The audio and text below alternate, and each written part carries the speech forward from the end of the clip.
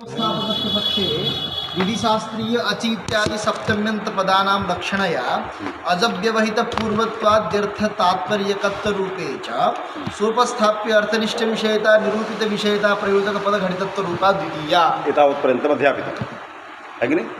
अग्रे अब आया उपजीव्योपजीवक। अब वाक्य की वाक्यता को बताना है। पदैक वाक्यता हो गई, अर्थैक वाक्यता हो गई।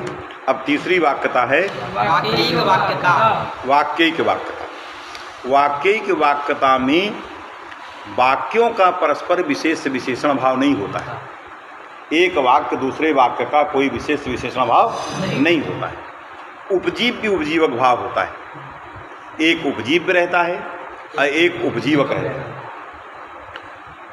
जैसे यद्यपि वो परिभाषा नहीं है, पारार्थक परिभाषा। हाँ, जैसे किंगित है उदाहरण के रूप में। किंगित शास्त्र है, किंगित ये निषेध है कि नहीं? निषेध शास्त्र। इस निषेध शास्त्र के द्वारा उपस्थापित जो वाक्यार्थ बोध होगा या वाक्यार्थ बोध के लिए जो वाक्य बनेगा, है कि नहीं? इस वाक्य का या वाक्यार्थ बोध का उपजीव्य वाक्यार्थ बोध या तदुपस्थापक वाक्य सार्वधातु पारधातु कयो होगा। क्योंकि जब तक सार्वधातु कारधातु कयो सूत्र का वाक्यार्थ बोध नहीं होगा तो किसका निषेध करे? तो सार्वधातु कारधातु कयो इस वाक्य का। किंगित इस वाक्य के साथ जो उपजीव्य उपजीवक भावापन्न विषयता है उस विषयता का प्रयोजक ये भी है और ये भी है। इसलिए विषयता प्रयोजकत्व तो सार्वधातुक में भी है, अब विषयता प्रयोजकत्व जो है किंगित में। इसलिए इन दोनों की वाक्यिक वाक्यता कही जाएगी। समझ में आएगी नहीं? तो उपजीव्य उपजीवक भावापन्न विषयता प्रयोजकम जद वाक्यम तद घटितम, क्या लिखा है? उपजीव्योपजीवक भावापन्न बोध प्रयोजकत्व रूपा तृतीया। बोध प्रयोजकत्व मिलेगा। उपजीव्य उपजीवक भावापन्न यह बोधा तादृश बोध प्रयोजकत्व वाक्य।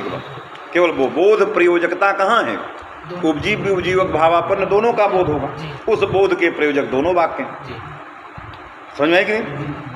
उपजीव्य वाक्य उपजीवक वाक्य, तो उपजीव्य उपजीवक भावापन्न दोनों वाक्यों से बोध होगा। अब बोध बोध प्रयोज्यत्व है, प्रयोजकत्व। अच्छा, बोध प्रयोजकता तो बोध की कारणता, तो बोध प्रयोजकता जो है किंगिच्चा में भी है, अब बोध प्रयोजकता सार्वधातुक में भी। तो बोध प्रयोजकत्व चला गया, इसलिए जो है या सार्वधातुक की उसके साथ एक वाक्यता करते हैं तो बोध प्रयोजकत्व सार्वधातुक आर्धातुक विधि सूत्र में चला गया तो वाक्य की वाक्यता बन गई। समझ में आया कि नहीं? ये जहाँ जहाँ उपजीव्य उपजीवक भाव हो, यद्यपि ये निषेध है, परिभाषा नहीं है, लेकिन पारार्थ्यात निषेध को भी परिभाषा पद से व्यवहार कर सकते हैं। निषेध शास्त्र भी पारार्थ्यात, जैसे वो भी विध्युपकारक हैं, परिभाषा विध्युपकारक हैं, वैसे निषेध शास्त्र भी विध्युपकारक। जब तक निषेध शास्त्रों का वाक्यार्थ बोध समझ करके तद अतिरिक्त तत्व ने संकोच नहीं करेंगे तब उनका प्रामाणिक वाक्यार्थ बोध नहीं होगा। अतः प्रामाणिक वाक्यार्थ के बोध के प्रति किंगिच्चा का वाक्यार्थ बोध संकोच कराने के लिए उपजीव्य होगा, है कि नहीं? वो उपजीवक होगा। उपजीव उपजीवक भावापन्न जो है बोध होगा दोनों का, और उस बोध प्रयोजकता जो है दोनों में चली जाएगी। इससे दोनों की वाक्य की वाक्यता कही जाएगी। आया? उपजीव्योपजीवक भावापन्न बोध प्रयोजकत्व रूपा तृतीया। यथा किंगित इत्यादि निषेध शास्त्राणाम सार्वधातुक इत्यादि निषेध्य शास्त्रीय सार्वधातुक इत्यादि पद संबंधी किंगित भिन्न सार्वधातुका द्यर्थ निर्णायकत्व रूपा। कित गित प्रत्ययातिरिक्त जो सार्वधातुक आर्धातुक प्रत्यय तदव्यवहित पूर्वत्व विशिष्ट जो इगंत अंग तस्य गुणो भवति। इस प्रकार का निर्णायक जो वाक्यार्थ बोध है वो तभी बनेगा जब किंगित और सार्वधातुक का वाक्यार्थ बोध दोनों का हो जाए, तद अतिरिक्त तत्व संकोच हो जाए। क्योंकि एक निषेधक है और एक निषेध्य है। निषेधक को निषेध्य की आकांक्षा है कि नहीं? और निषेध्य को निषेधक की आकांक्षा है। आकांक्षा दोनों वाक्यों में बनी हुई है। समझ में आया? इसलिए इस आकांक्षा से जनित जो वाक्यार्थ बोध है वो उपजीव्य उपजीवक भावापन्न बोध है। तादृश बोध प्रयोजकत्व निषेध निषेधक दोनों में है, इससे दोनों में एक वाक्य की वाक्यता है। समझ में आया? वही लिख रहा है। यथा किंगिति च इत्यादि निषेध शास्त्राणाम सार्वधातुक इत्यादि निषेध्य शास्त्रीय सार्वधातुक इत्यादि पद संबंधी किंगित भिन्न सार्वधातुकादि अर्थ निर्णायकत्व रूपा। ये अर्थ का निर्णायकत्व रूपा वाक्य की वक्ता है। कार्यकाल पक्षेतु इति मूल में आया है जी। कार्यकाल पक्षेतु त्रिपाद्याम अपि उपस्थिति इति शेषः। परिभाषा सूत्राणाम त्रिपाद्याम उपस्थिति है कि नहीं। कार्यकाल पक्षेतु में तू शब्द एव कार्य अर्थे कार्यकाल पक्षे एव त्रिपाद्याम उपस्थिति ही परिभाषाणाम है कि नहीं। त्रैपादिकानि विधि सूत्राणि सापादिके परिभाषा सूत्रे नागच्छति न स्मृतानि भवन्ति। क्यों? असिद्धत्वा प्रतिबंधक है तो उनके उपस्थिति का जो कारण है उस कारण में प्रतिबंधक बैठा है। उपस्थिति का कारण क्या है? सप्तमी निर्देशः क्वा। लेकिन इस सप्तमी निर्देशक क्वा इस जिज्ञासा के अंदर क्या होना चाहिए? प्रतिबंधक नहीं जुड़ना चाहिए, है कि नहीं। तो इस आकांक्षा से जो विधि शास्त्र आएंगे उनमें त्रिपादी नहीं आएंगे, क्योंकि त्रिपादी में पूर्वत्रा सिद्धम रोक ले रहा है, प्रतिबंधक बैठा है। अतः उपस्थिति नहीं होगी। जब उपस्थिति नहीं होगी तो उन त्रैपादिक विधि शास्त्रों के लिए कारकाल पक्ष मानना पड़ेगा। ऐसे त्रैपादिक शास्त्रों में केवल कारकाल पक्ष ही होता है, यथोद्देश पक्ष नहीं होता। इससे तू को एवकार अर्थ में माना। कार काल पक्षे एव परिभाषा सूत्राणाम त्रैपादिके विधि शास्त्रे उपस्थिति ही। तो परिभाषा सूत्राणाम माने परिभाषा सूत्र विधेयस्य उपस्थिति माने स्मरणम। नहीं चेतन रहिता इयम परिभाषा तत्तद विधि सूत्रे गंतुम शक्यते, है कि नहीं। अतः इसलिए ये नहीं होगा। इसलिए यहाँ पर इतना यही होगा कि केवल विधेयस्य स्मरणम एक देशस्थः भाष्य प्रामाण्यात्, क्योंकि तद्भाष्यम उभय पक्ष पोषकम। समझ में आया?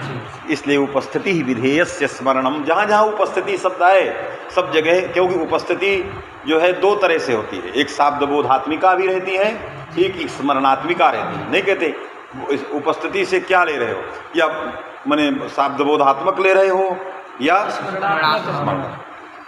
जो शाब्दबोध के प्रति उपस्थिति कारण है वो स्मरणात्मिका है, पदार्थ का स्मरण होता है।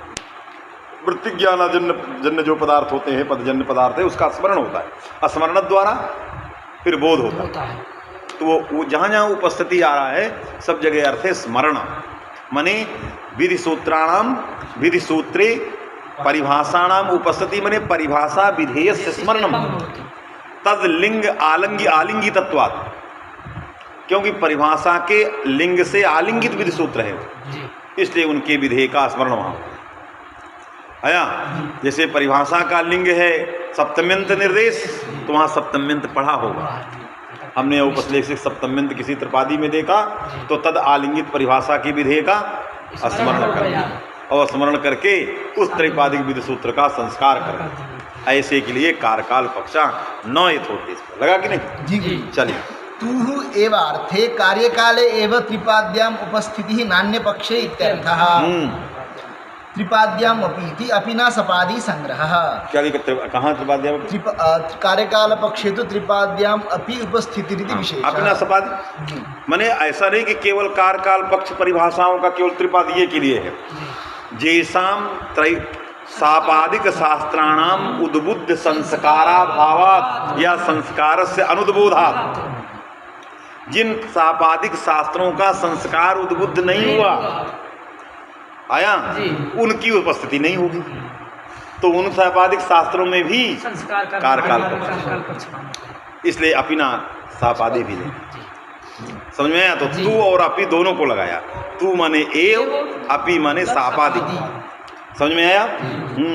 वस्तुतः इदम शास्त्रत्वावच्छिन्नोद्देश्यता परिभाषा विषयकम। वस्तुतः ये जो पंक्ति कही गई, कौन पंक्ति? कारकाल पक्षे एव त्रिपाद्याम उपस्थिति अपिना सपाद्याम। ये जो पंक्ति है, ये पंक्ति किन परिभाषाओं के लिए? क्योंकि परिभाषाओं का अपना अलग अलग स्वभाव है। कुछ परिभाषाएं शास्त्रत्व का संपादन करती, अब कुछ परिभाषाओं में शास्त्र तो स्वतः संपादित रहता है पहले से, इसके बाद परिभाषाएं नियंत्रण करती हैं। ये जो बात लिखी है ये शास्त्रत्व संपादक परिभाषाओं के लिए नहीं है। जो परिभाषा शास्त्रत्व का विधि शास्त्र में शास्त्रत्व संपादित करेगी वो विधि शास्त्र उस परिभाषा की दृष्टि में असिद्ध नहीं होगा, क्योंकि असिद्ध तो शास्त्र होता है। जब तक ये लगेगी नहीं तब तक उसमें शास्त्रत्व ही नहीं है, तो शास्त्रत्वाभावात् पूर्वत्रा सिद्धम नहीं लगेगा। आया तो वो सारे के सारे त्रैपादिक उपस्थित हो जाएंगे, इसलिए उनका संस्कार हो जाएगा, यथोद्देश पक्ष हो जाएगा। उनके लिए ये कार्यकाल पक्ष नहीं है। ये पंक्ति उसके लिए है जिन विधि सूत्रों का शास्त्रत्व स्वतः संपादित है, उनके लिए नियंत्रित करना है। समझ में आया? उनके शास्त्रत्व के कारण पूर्वत्रा सिद्धम लग रहा है, इसलिए इनकी दृष्टि में असिद्ध हो। और जिनको परिभाषा से लगने के बाद शास्त्रत्व आना, यावत परिभाषा न प्रवर्तते तावत विधि सूत्रे शासन करणत्वं नास्ति, तावत पर्यंतम तत्तद विधि शास्त्रे शासन करणत्व रूपम शास्त्रत्वमेव नास्ति। परिभाषा प्रवृत्ति मंतरा, यदि नास्ति शास्त्रत्वम तदा शास्त्रत्वम एव पूर्वत्रा सिद्ध प्रवृत्तौ बीजम, तो बीजाभाव पूर्वत्रा सिद्धम न प्रवर्तते। नहीं परिभाषा दृष्टया त्रैपादिका नाम सिद्धि, अतः त्रैपादिक विधि सूत्र से उपस्थिति परिभाषा देशे भविष्यति। कथम उच्यते भवद्भिः कारकाल पक्षे त्रिपाद्याम उपस्थिति, तस्मात् वस्तुतः इदम वाक्यम उन परिभाषाओं के लिए है जिनमें शास्त्रत्व स्वतः संपादित है। परिभाषाओं की आवश्यकता शास्त्रत्व संपादनार्थ नहीं। बोले समझ में आता है कि नहीं? उदाहरण से समझा दीजिए। उदाहरण से समझाए, जैसे इकोणच शास्त्र का शास्त्रत्व परिभाषा के अधीन हो। मान लिया इकोणच एक त्रिपादी है, उसका शास्त्रत्व तस्मिन के अधीन हो, तो तस्मिन शास्त्र के लगे बिना उसमें शास्त्रत्व न रहे, तो यही इकोणच जो है असिद्ध नहीं होगा। किसमें? तस्मिन के प्रति, क्योंकि शास्त्र में वनास्ति सपाद सप्ताध्यायी शास्त्र में त्रिपादी शास्त्र को सिद्ध कर, तत्र एतत् परिभाषा प्रवृत्ति मंत्रा तत्र शास्त्रत्वमेव नास्ति, अतः ना सिद्धि। यदि ये ना सिद्धि ही यदि तद विषय का उद्बुद्धा संस्कारा तदा अवश्यम तद विधि सूत्रम तद्देशे गमिष्यति या स्मरणम तस्य भविष्यति तरी तस्य संस्कारस्य। अतः इदं वाक्यम केवलम शास्त्रत्व संपन्नानां विधि सूत्राणां कृते शास्त्रत्व संपादक परिभाषाणां विषये इदं वाक्यम नास्ति। आया कि नहीं? चल, शास्त्रत्व संपादक परिभाषाणां तु पक्षद्वये त्रिपाद्याम उपस्थितिः तत्परिभाषा प्रवृत्तेः प्राक् त्रैपादिकस्य शास्त्रत्वाभावेन पूर्वत्रा सिद्धम इत्यनेन असिद्धत्व प्रतिपादना संभवा। समझ में बात आ गई? कोई ऐसा त्रैपादिक शास्त्र ढूंढो जिसमें सप्तम्यंत अची पढ़ा हो, या कोई ऐसा सब औपश्लेषिक सप्तम्यंत पढ़ा हो, उसमें तस्मिन को जाना हो। आया? या जो ये परिभाषाएं हैं या संज्ञा सूत्र हैं या परिभाषा सूत्र, समझे? मैंने एक दृष्टांत आपको त्रैपादी की कल्पना करके बताया। यदि ये मान लिया त्रिपादी है, ये है, ये कल्पना करके बताया। बहुत सारे व्याकरण में सूत्र है जो त्रैपादिक होंगे, औपश्लेषिक सप्तम्यंत से घटित होंगे। उनकी दृष्टि में जब तक तस्मिन ये लगेगा ना तब तक शास्त्रत्व यदि संपादित ना हो, किसका शासन करेगा? अनियंत्रित है वो। पूर्व को करे, पर को करे, व्यवहित को करे, शास्त्रत्व में वनास्ति एतत् प्रवृत्ति मंत्रा तरी कथम असिद्धि ही शास्त्रत्वाभाव। ऐसे में जो है यथोद्देश पक्ष हो या कारकाल पक्ष हो, आएंगे जाएंगे सब रहेगा। ये पंक्ति है ही नहीं उसकी। आया? चलो, कुछ है नहीं। अधिकारो नाम त्रिप्रकार मूल में आया अधिकारो नाम त्रिप्रकार कश्चित एक देशस्था सर्वं शास्त्रम अभिज्वलयति। हाँ, तो अधिकारो नाम का नीचे लिख रहे हैं मूलोक्तः एकः। मूलोक्तः मूल में कहाँ है? एक कश्चित परिभाषा रूपः प्रथम एकदेशस्था सर्वं शास्त्रम अभिज्वलयति। तो मूल में एक तो कही दिया गया, जो दो और है उनको भूतिकार बता रहे हैं। द्वितीयः यथा रज्ज्वा अयसा वा बद्धं काष्ठम अनुकृष्यते तद्वद अनुकृष्यते चकारेण। रज्ज्वा अथवा ऐसा, रस्सी से लकड़ी को बांधो या लोहे की सरिया से बांधो। आयस कहते हैं लोहा। लोहा की तार ले लिया, उसको रस्सी में बांधा, अब बांध करके उस तार से खींचा काष्ठ को, अथवा रस्सी बांध के खींचा। उस तरह का कोई चकार आदि हो सूत्रों में जो चकार है वो चकार तत्त विधि सूत्रों को खींचते हैं, चकारात ये लिए जाते हैं। बोले रज्ज्वा ऐसा वा काष्ठम बद्ध्वा अनुकृष्यते अनु- तद्वत् अनुकृष्यते अनुकृष्यते। चकारेण। किम अनुकृष्यते काष्ठम, उसी प्रकार चकारेण विधि सूत्रम आकृष्यते। चकार के द्वारा ये विधि सूत्र लिया गया या कोई पद लिया गया। नहीं कहते चकारेण इदम पदम समुच्चीयते चकाराद अनुवृत्ति ही, तो चकार वो खींचता है कि नहीं। जैसे हैं बहुत जगह इको सवर्ण साकल्य सरस्वच्च चकाराद चकार ह्रस्व समुचित प्रकृति चकाराद प्रकृति भाव आकर्ष्यते, ऐसे बहुत चकार है। ये दूसरा अधिकार है। आया तीसरा कहा कि चकारम अंतरापि योगे योगे अब उपतिष्ठते। दूसरा चकार नहीं है, अंगस्य भस्य ये अधिकार है। जो योगे योगे उपतिष्ठति, अंगस्य भस्य है कि नहीं, कारके प्रत्येक में विभक्ति विधायकों में जा रहा है। ये जो प्रत्येक योग योग में जाने वाले अधिकार सूत्र हैं ये भी अधिकार है। तो कश्चित परिभाषा रूपा एक चकारात्मक, द्वितीय अंगस्य भस्य योगे योगे उपतिष्ठते, तृतीय इति अधिकारो नाम त्रिप्रकार, तीन प्रकार के अधिकार हो गए। जी अब अधिकारत्वंच, अब अधिकार कहते किसे, ये तीन प्रकार के भेद हुए। अब तीनों प्रकार के भेदों में यदि योगे योगे उपतिष्ठते कोई अधिकार है भस्य अंगस्य, या तीनों में से अधिकारत्व कहाँ किस प्रकार का जो बैठा है कि नहीं। जब अधिकारत्व रहेगा तभी तो उसको अधिकार कहा जाए, क्योंकि किसी भी चीज़ के व्यवहार का प्रयोजक उसका धर्म होता है, तभी उसमें व्यवहार होता है जब उसका प्रयोजकीभूत धर्म। अयम अधिकार, ये व्यवहार तभी होगा जब उसका प्रयोजक धर्म अधिकारत्व रहेगा। जैसे इयम पृथ्वी है तभी व्यवहार होगा जब उसका प्रयोजक गंधवत्व धर्म रहेगा। है कि असाधारण धर्म ये उच्छेदक है तो गंधवत्व उसमें रहेगा, समझे, तभी उसको कहा पृथ्वी कहा। उसी तरह उसका प्रयोजक असाधारण धर्म रहना चाहिए। तो अधिकारत्व क्या है, जो अधिकार प्रयोजकी मने कहेंगे अधिकारत्व मने अधिकार प्रयोजकी भूत धर्म कहा, अधिकार प्रयोजकी भूतो धर्म कहा जस्य अधिकारत्वेन व्यवहार है कि नहीं। जैसे मनुष्य प्रयोजकी भूतो धर्म मनुष्यत्वम किम जेन जेन अस्मिन् द्रव्ये मनुष्योयम इति व्यवहारो जायते, वही पूछ रहा है कि अधिकार प्रयोजकी भूतः यह धर्म अधिकारत्व रूपः तच्च किम कथम भूतम रूपम किम।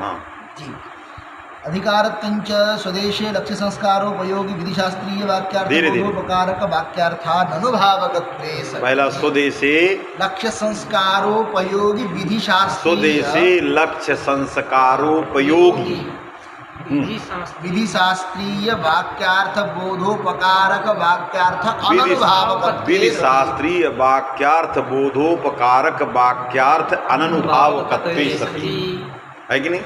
विधि शास्त्रीय वाक्यार्थ बोधोपकारी जो वाक्यार्थ बोध है उस वाक्यार्थ बोध का स्वदेश में अननुभावक हो, अननुभावक माने अनुपस्थापक हो, उसका वो उपस्थापन ना करता।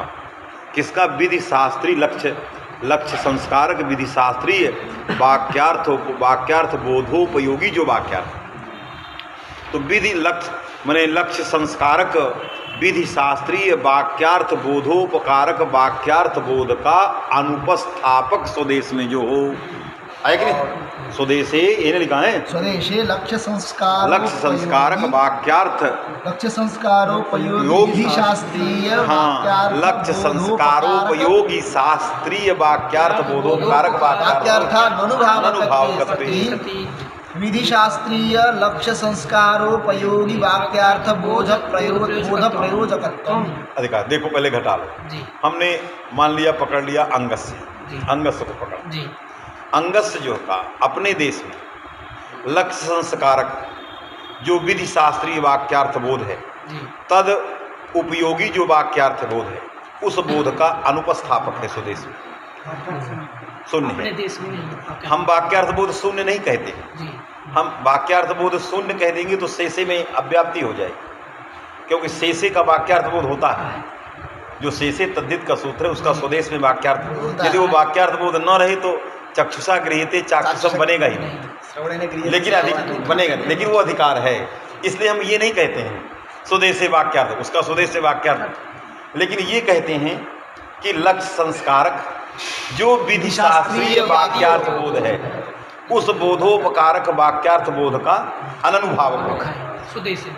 स्वदेश में। जी तो अंगस्य जो है लक्ष्य संस्कारक विधि शास्त्रीय जो वाक्यार्थ बोध का उपकारक वाक्यार्थ बोध का अननुभावक है, और लक्ष्य धर्मिक साधुत्व प्रकारक बोध का प्रयोजक है। बोधोपकारकत्व तो है उसमें, दूसरा वाला जो पद बोध प्रयोजक दलंत दिया है उधर, सती विधि शास्त्रीय लक्ष्य संस्कारोपयोगी वाक्यार्थ बोध विधि शास्त्रीय लक्ष्य संस्कारोपयोगी वाक्यार्थ बोधोपकारकत्व बैठा है, प्रयोजकत्व बैठा है, इससे अंगस्य में चला गया। संज्ञादि यदि यही लक्षण बनाते स्वदेशी वाक्यार्थ बोध शून्यत्वे सती विधि शास्त्रीय वाक्यार्थ बोधोपयोगी वाक्यार्थ बोधोपकारकत्व जी लघुभूत था, तो शेष में अव्याप्ति हो जाती। शेष में अव्याप्ति न हो, अधिकार का लक्षण चला जाए, इससे सत्यंत को थोड़ा लंबा चौड़ा कर दिया। सत्यंत को कहा है कि लक्ष्य संस्कारक शेष, शेषी का जो लक्ष्य संस्कारक वाक्यार्थ बोध हो रहा है, जिससे चाक्षुषम ये सब बन रहे हैं, लक्ष्य संस्कारक वाक्यार्थ बोधोपयोगी वाक्यार्थ बोध शेषे का नहीं हो रहा है। जो उसका वाक्यार्थ बोध है उसमें शेषे से कोई लेना देना नहीं, जो अधिकार है लक्षणं च अधिकार। समझिएगा बात क्या कह रहा है। लक्ष्य संस्कारक वाक्यार्थ बोध शेषे का अलग है, जी जिससे वो रूप बनाता है। जी उस वाक्यार्थ बोध का बोधोपकारक जो वाक्यार्थ बोध होगा, चाक्षुष और श्रावण प्रयोग के सिद्धि के लिए जो शेषे का वाक्यार्थ बोध होगा, उस वाक्यार्थ बोध का उपकारक वाक्यार्थ बोध उस देश में नहीं हो रहा है शेषे का। जी वो वाक्यार्थ बोध में इसके उपकार की कोई जरूरत नहीं है, वो तो हो रहा, विधि सूत्र है, वो होगा ही। बात समझिएगा। जी शेषे सूत्र का जो स्वदेश में वाक्यार्थ बोध हो रहा है, वो लक्ष्य संस्कारक विधि शास्त्रीय वाक्यार्थ बोधोपकारक वाक्यार्थ बोध नहीं हो रहा है। समझिए कि नहीं, उससे अननुभावक है, शून्य है, इसलिए लक्षण चला गया। और जो राष्ट्रावार पार घकौ इत्याकारक विधि शास्त्रीय वाक्यार्थ बोध है, तद उपकारकत्व तो इनमें बैठा हुआ शेषे, क्योंकि उत्तर में इसका अधिकार जा रहा है। समझ में आया। तो अन्य जो विधि सूत्र हैं, तत्शास्त्रीय वाक्यार्थ बोधोपकारक वाक्यार्थ बोधोपकारकत्व भी है, और स्वदेश में जो लक्ष्य संस्कारक विधि शास्त्रीय वाक्यार्थ बोध हो रहा है, उस वाक्यार्थ बोध के उपकारक वाक्यार्थ बोध जो होगा उससे अननुभाव। यहाँ स्वदेश में किसी प्रकार की उपस्थापकता नहीं है, इसलिए अंगस्य में भी गया, शेषे में भी गया, न कुत्रचित अव्याप्ति न वा अतिव्याप्ति। समझ में आया। चलो संज्ञादि वारणाय सत्यंतम। संज्ञा क्यों, यदि सत्यंत को हटा दो, केवल इतने रखो, विधि शास्त्रीय लक्ष्य संस्कारक वाक्यार्थ बोधोपयोगी वाक्यार्थ बोध प्रयोजकत्वम, तो संज्ञा सूत्र में चला जाए। क्योंकि संज्ञा सूत्र जो है वृद्धिरेच इत्याकारक जो विधि शास्त्र हैं, लक्ष्य संस्कारक वाक्यार्थ बोध उनका होता है, तदुपकारक वाक्यार्थ बोध में वो प्रयोजक है। बिना वृद्धिरादेश के वृद्धिरेच का वाक्यार्थ बोध होना नहीं, तो प्रयोजक संज्ञा सूत्रों में चला। और जब कह देंगे स्वदेशी है कि नहीं, लक्ष्य संस्कारक वाक्यार्थ बोधोपयोगी वाक्यार्थ बोध शून्य होना चाहिए, अननुभावक होना चाहिए, तो वृद्धिरादेश का स्वदेश में वाक्यार्थ बोध हो रहा है। विधि शास्त्रीय लक्ष्य धर्मिक साधुत्व प्रकारक बोधोपकारक जो वाक्यार्थ बोध है, वो यहाँ अनुभावक नहीं है, अननुभावक नहीं, अनुभावक है। वहाँ वृद्धि आदेश संज्ञा से इत्याकारक वाक्यार्थ बोध हो रहा है, इसलिए सत्यंत नहीं गया, संज्ञा सूत्रों में अतिव्याप्ति नहीं। समझ में आया। चलो संज्ञादि वारणाय सत्यंतम शेषः इत्यत्र शेषे इत्यत्र अतिव्याप्ति वारणाय वाक्यार्थे विधि शास्त्रीय वाक्यार्थ बोधोपकारकेति विशेषणम सत्यन्ते। सत्यंत में ये विशेषण दिया है, क्या दिया है, लक्ष्य संस्कारक विधि शास्त्रीय लक्ष्य संस्कारक विधि शास्त्रीय वाक्यार्थ बोधोपकारकत्व वाक्यार्थ, तो लक्ष्य संस्कारक विधि शास्त्रीय वाक्यार्थ बोधोपकारक जो वाक्यार्थ होगा, उस वाक्यार्थ बोध में वाक्यार्थ बोध का शेषे अननुभावक है। यदि केवल इतने कह देंगे स्वदेशे वाक्यार्थस्य अननुभावकत्वे, उस वाक्यार्थ में विधि शास्त्रीय मैं लक्ष्य संस्कारक विधि शास्त्रीय वाक्यार्थ बोधोपकारकत्व निवेश नहीं करेंगे, केवल इतने कहेंगे स्वदेशे वाक्यार्थ अननुभावकत्वे सति, इस वाक्यार्थ में विधि शास्त्रीय विशेषण नहीं देंगे। जी तो स्वदेशे वाक्यार्थ बोधा अननुभावकत्व से नहीं है, अनुभावकत्व है क्योंकि अण कर रहा है। समझ में आया? और जब कह देंगे विधि शास्त्रीय वाक्यार्थ बोधोपकारक वाक्यार्थ बोध, तो उसका अनुभावक, क्योंकि जो अर्थ कर रहा है वो उसमें इसकी कोई अनुभावकता नहीं। समझे कि नहीं? तो स्वदेशे माने लक्ष्य संस्कारक विधि शास्त्रीय जो वाक्यार्थ बोध है, राष्ट्रावार पार घथौ इत्यादि जो सूत्रों का वाक्यार्थ बोध है विधि शास्त्रीय, उन वाक्यार्थ बोधों का उपकारक जो वाक्यार्थ बोध है उस वाक्यार्थ बोध का अनुभावक है अननुभावक। और जिसका वो अनुभावक है वो वाक्यार्थ बोध किसी भी विधि शास्त्र के वाक्यार्थ बोध का उपकारक नहीं है, वो स्वयं विधि है। जिसका उपस्थापक कर रहा है, जिस वाक्यार्थ बोध का से अनुभावक है, वो वाक्यार्थ किसी भी विधि शास्त्रीय वाक्यार्थ बोध का उपकारक नहीं है। और जो वाक्यार्थ बोध उपकारक है वो उसका स्वदेश में हो नहीं रहा है, उसका अननुभावक। समझ में आया? राष्ट्रावार पार घकौ इत्याकारक जो विधि शास्त्रीय वाक्यार्थ बोध है उसका जो उपकारक वाक्यार्थ बोध है वो नहीं हो रहा है, और जो हो रहा है वो किसी भी विधि शास्त्रीय वाक्यार्थ बोध का उपकारक नहीं। तो हमें किस प्रकार का वाक्यार्थ बोध के अनुभावक को चाहिए? जो विधि शास्त्रीय वाक्यार्थ बोधोपकारी वाक्यार्थ बोधो उसका अनुभावक है। और जो विधि शास्त्रीय वाक्यार्थ बोधोपकारक वाक्यार्थ बोध नहीं है उसका यदि उद्भावक है तो रहे न क्षति। समझे? इसलिए जो वाक्यार्थ बोध हो रहा है उसमें स्वदेश में वो वाक्यार्थ बोध विधि शास्त्रीय वाक्यार्थ बोधोपकारक वाक्यार्थ बोध नहीं आया, इसलिए शेष में अव्याप्ति नहीं हुई। बात समझ में आ गई कि नहीं? विशेष दल को शेष में कैसे?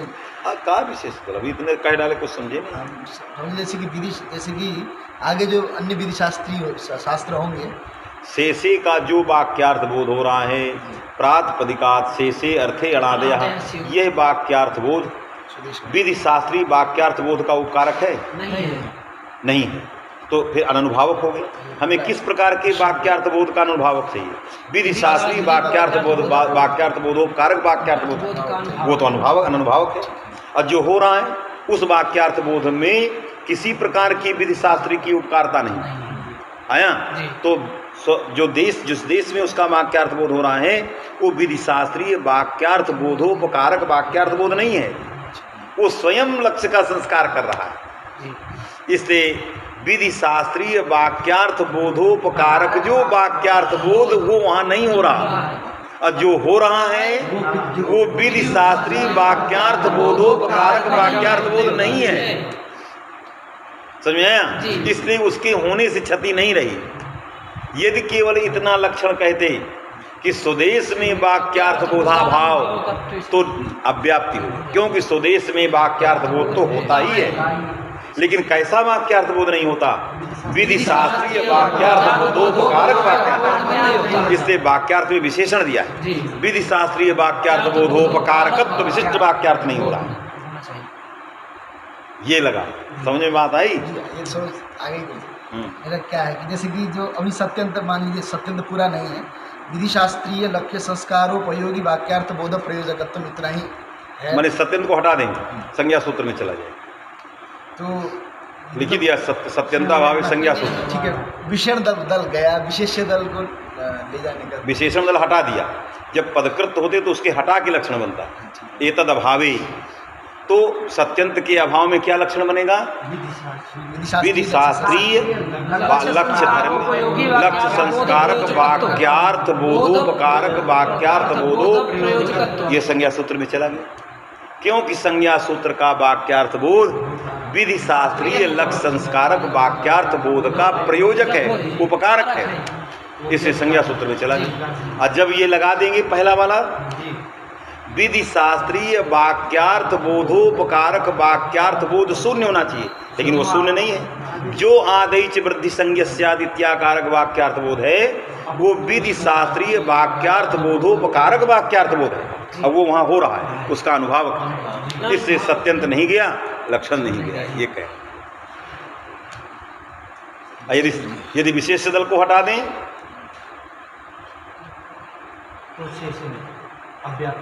यदि विशेष दल को हटा दे, विधि सूत्र में विधि जाएगा। शास्त्र, आइए। विधि सूत्र। मैंने शेष को विशेष को हटाया, अब लक्षण कितना बचेगा? ये स्वदेशी संस्कारोपयोगी विधि शास्त्रीय वाक्यार्थ बोधोपकारक अननुभावकत्वम अधिकार है कि नहीं? ये कहाँ गया? ये विधि शास्त्रों में, विधि सूत्र में। विधि सूत्र में कैसे चला गया? कैसे चला गया? कैसे?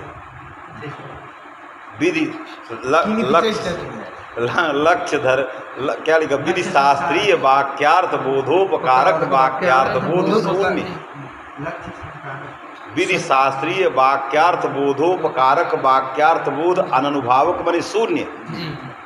आया विधि क्या माने विधि शास्त्रीय वाक्यार्थ बोधोपकारक वाक्यार्थ बोध विधि में कहाँ जा रहा है? वो तो केवल वाक्यार्थ बोध है, वो किसी का उपकार थोड़ी करता है कि उपकारक वाक्यार्थ बोध। लक्ष्य संस्कारक विधि शास्त्रीय वाक्यार्थ बोधोपकारक वाक्यार्थ बोध ये लेना, तो इसलिए विधि में नहीं जाएगा, परिभाषा में नहीं जाएगा, क्योंकि शून्य कह रहा है, परिभाषा में शून्य नहीं है। समझ में आया? नियम में नहीं जाएगा, किसी शास्त्र में नहीं, कहाँ जाएगा?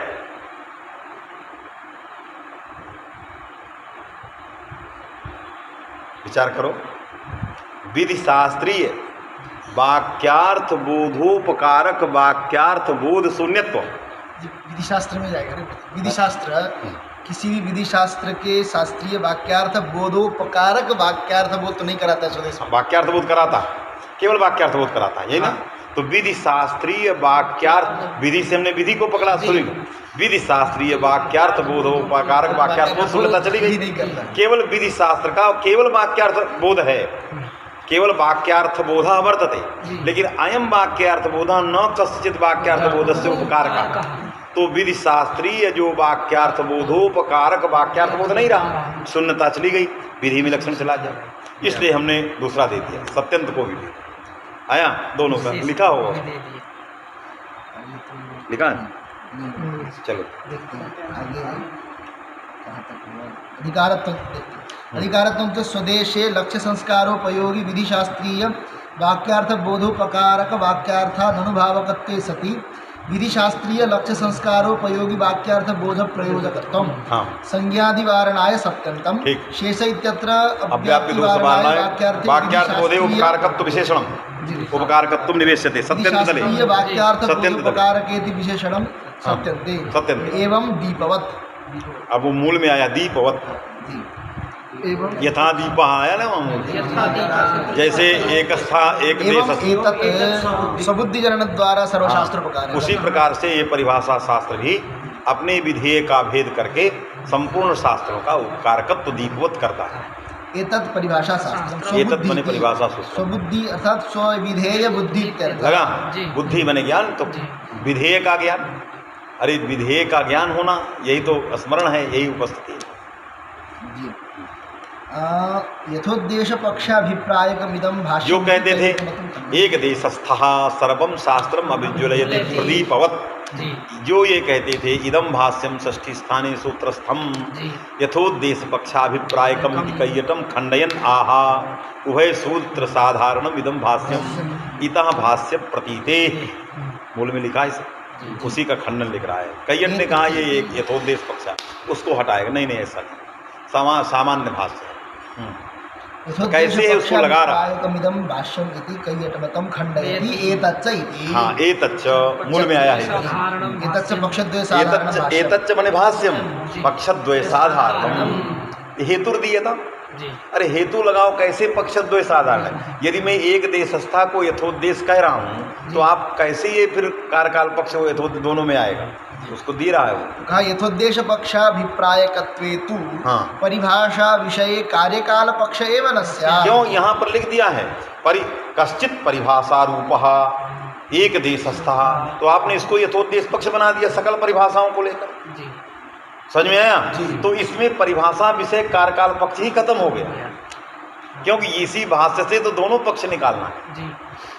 समझ में आया? इसने इस भाष्य को आपने क्या कहा? यथोद्देश पक्षाभिप्राय, तो परिभाषा विषय कार्यकाल पक्ष से अनुत्थति, अर्थात परिभाषा विषय कार्यकाल पक्ष एव न स्यात्। परिभाषा मात्रस्य अधिकारपदेन क्यों सकल परिभाषाओं को अधिकार एक देशस्था जी है कि नहीं। तो सकल परिभाषा विषयक यथोद्देश्य पक्ष आपने मान लिया, तो कोई ऐसी परिभाषा नहीं बची जिसमें यथोद्देश्य पक्ष न हो, तो ऐसे कारकाल पक्ष निरवकाश हो गया, उसके लिए कहीं जगह बची नहीं।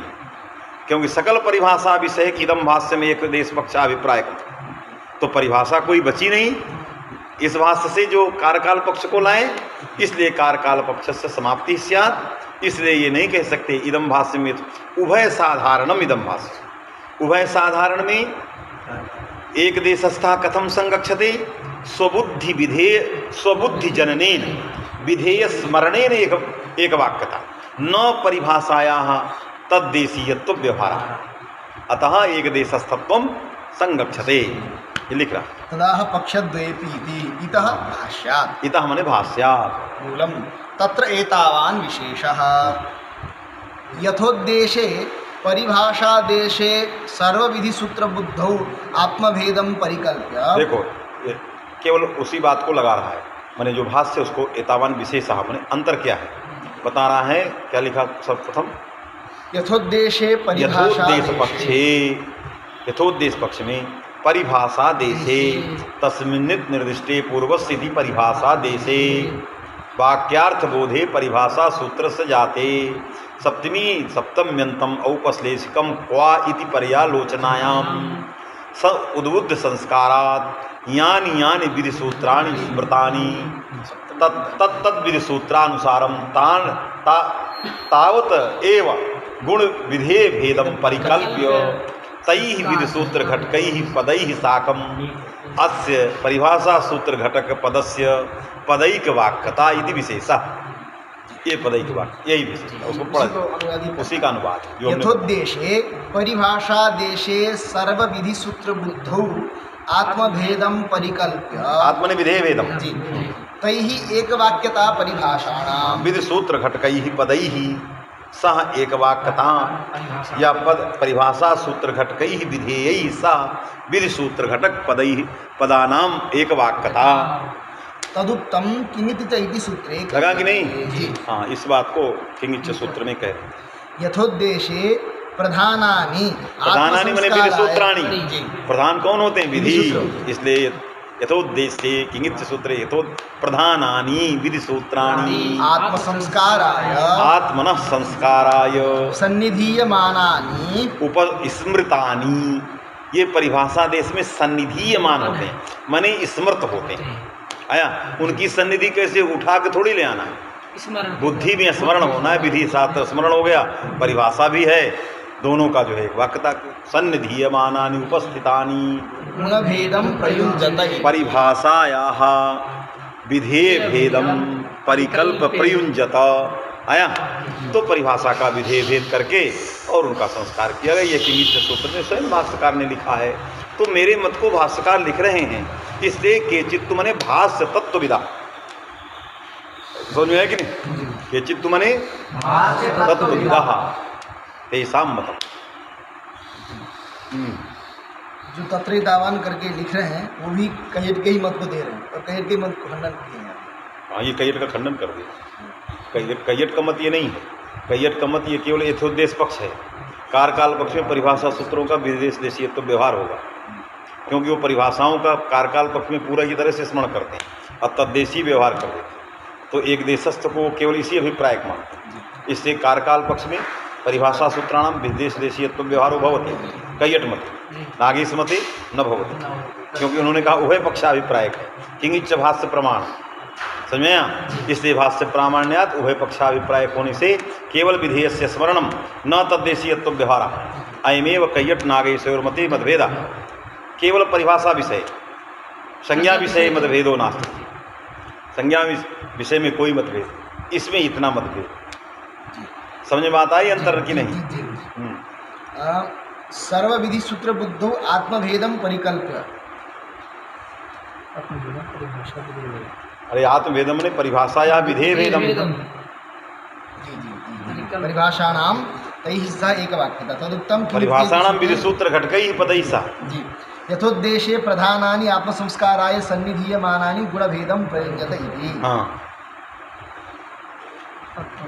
कार्यकाले तु ये तो यथोद्देश पक्ष बता दिया। जी भूतिकार ने परिभाषा विषयक जो यथोद्देश पक्ष है बता दिया। तत्र देशत्यागो न भवति, जी कारकाल पक्षे भी देशत्यागो न भवति, होती ये सब चीजें बता दिया। जी। अब कारकाल पक्ष में क्या कहना चाह रहा है? मूल ही चल रहा है अच्छा, कार्यकाल मूल में ही कह रहा है। मूल में तो यथोद्देश पक्ष बता दिया। जी परिभाषा विषय यथोद्देश पक्ष में सन्निधीयमानानि प्रधानानि तदनुसारम गुणे विधेय भेदम परिभाषाया विधेय भेदम परिकल्प तैः पदैः साकं परिभाषाणाम एकवाक्यता इति यथोद्देश पक्ष। जी कारकाल पक्षे कथम भविष्यति यदि विधि प्रधानानि सन्निधीयमानानि न सन्ति, प्रधानानि यदा सन्निधीयमानानि न सन्ति तदा कथम तेषां पदैकवाक्यता कथम संस्कारः तदा कथयति कारकाल पक्ष। कार्यकाल पक्षे तु तत्तद विधि प्रदेशे परिभाषा बुद्ध्या एकवाक्यता इति। ये अंतर है। तत्तद विधि प्रदेशे यानी विधि प्रधानानि विधि सूत्राणि संस्कार से अनुद्बुद्धत्वात्, है कि नहीं, उद्बुद्ध संस्काराभावात् न सन्निधीयमानानि अथवा यानी त्रैपादिकानि त्रैपादिक विधि शास्त्राणि असिद्धत्वात् दैव सन्निधीयमानानि तेषां विधि सूत्राणां विषये परिभाषा सूत्र घटक विधेयस्य तद्देशे स्मरणम, उसके देश में उसका स्मरण है। यदि आप रहते बंगाल में हो, अब मैं तुम्हारा स्मरण कर दूं तो तुम इस देश के हो जाओ, या तुम्हारा स्मरण काशी में हो जाए तो काशी के हो जाओ। तो यदि प्रथम अध्याय में पढ़े गए परिभाषा के विधेय का मैं छठवें अध्याय में कोई स्मरण हो गया तो छठवें अध्याय का हो जाए। फिर इसलिए कहिए ठीक नहीं है। किसी के कहीं स्मरण होने से वो उस देश का नहीं हो जाता है। अरे कोई कहीं स्मरण करता है कि नहीं? ऐसे होने लग जाए तो सब बदल जाए, जी सृष्टि का क्रम बदल जाए। वही लिख रहा है, आया कि नहीं? इसलिए विधि सूत्र में परिभाषा के विधेय का स्मरण होता है कारकाल पक्ष में, न देश त्याग, देश का त्याग। क्यों? नहीं स्मरणेन कस्यचित देश त्यागो भवति, किसी के स्मरण कर देने से कोई किसी का देश त्याग नहीं। नौकर ने राजा का स्मरण कर दिया अपने घर में तो उसका रजवाड़ा त्याग हो गया, या राजा ने जरूरत पड़ी तो भृत्य का स्मरण किया तो भृत्य की कुटी का परित्याग होगा? नहीं होगा। ये लोक व्यवहार में ऐसा नहीं देखा जाए। इसलिए जो लोग देश त्याग की चर्चा करते थे अपास्ता। कार्यकाल पक्षे तु तत्तद विधि प्रदेशे परिभाषा बुद्ध्या एकवाक्यता इति। अत्र एकदेशस्य इत्यनेन तत्र तत्र तद्बुद्धौ अपि एक देशस्थिति भाष्य द्वारा अस्माभिः अनुमीयते तत्र तत्र बुद्धावपि तत्तद विधि सूत्रे परिभाषा विधेयस्य बुद्धावपि स्मरणेनापि स्मृतावत् स्मरणस्य सत्वे भी न देश त्याग। किसी की कोई बुद्धि हो जाने से, स्मरण हो जाने से देश त्याग नहीं होता है। यथा व्यवहर्तॄणां कार्यार्थम अनेक देश गमने भी न तत्तद्देशीय व्यवहार योग्य कश्चित् जनः व्यवहर्ता यह व्यवहारम जानाति। कोई व्यवहारिक पुरुष जो आवागमन बातचीत संदेश सब जानता है, देना लेना, उस व्यवहारता अनेक कार्यार्थ जो है स्वामी के कार्यार्थ अनेक देशों में जाता है कि नहीं? तो जाने से क्या उसका देश त्याग हो गया?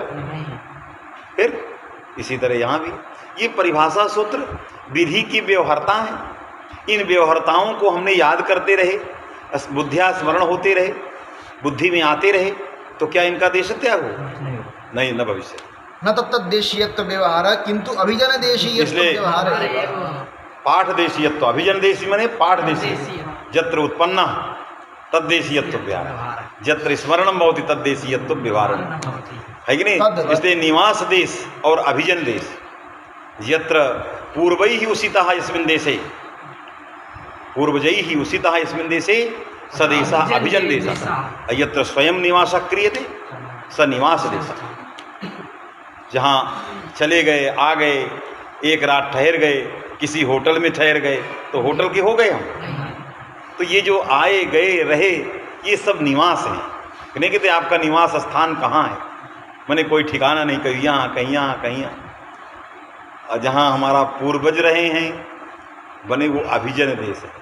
तो इन परिभाषा सूत्रों के अभिजन देश का त्याग नहीं होता। इत्यलम। बस दयाराम दास जी।